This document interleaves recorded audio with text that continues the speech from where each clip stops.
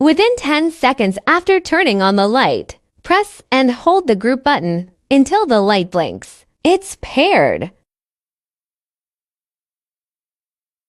Click the button to turn it on or off. Clicking the button chooses the light in the group, rotating the knob to dim.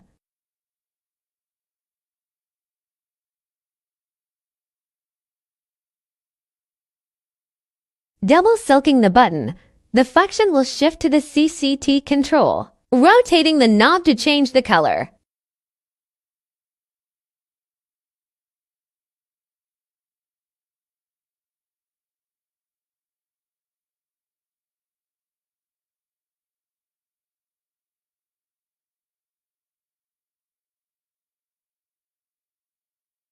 Within 10 seconds after turning on the light, click the group button 3 to 5 times until the light blinks. It's reset.